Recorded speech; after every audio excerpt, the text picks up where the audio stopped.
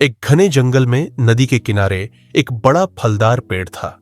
इस पेड़ पर एक चतुर बंदर रहता था जो रोज ताजे फल खाकर अपना पेट भरता था।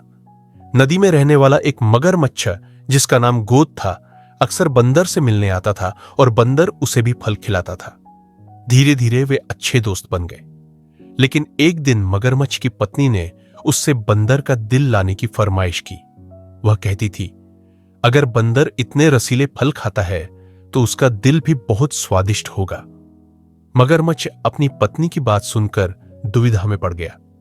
वह अपने दोस्त बंदर को धोखा देने का विचार कर रहा था, लेकिन उसका मन भी इस बात से दुखी था।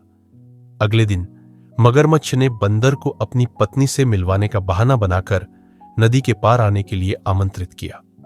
बंदर, जो स्वभाव से भोला और दयालु था, तुरंत तैयार हो गया।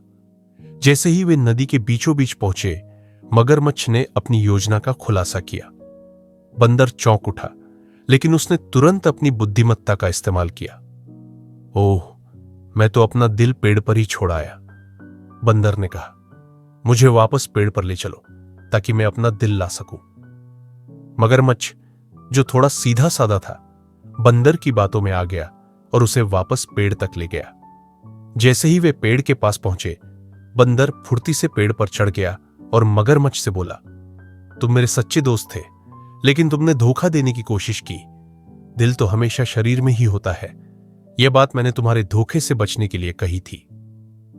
मगरमच्छ को अपनी गलती का एहसास हुआ और वह शर्मिंदा हो गया। उसने बंदर से माफी मांगी और वादा किया कि वह फिर कभी धोखा नहीं देगा। बंदर ने मगरमच्छ को माफ कर दिया, लेकिन उसने भविष्य में सावधानी बरतने का फैसला किया। नैतिक शिक्षा। यह कहानी हमें सिखाती है कि धोखा देना कभी भी उचित नहीं होता और सच्ची दोस्ती का महत्व बहुत अमूल्य होता है। ऐसी ही मजेदार कहानी के लिए एपिक टून स्टोरीज को अभी सब्सक्राइब करें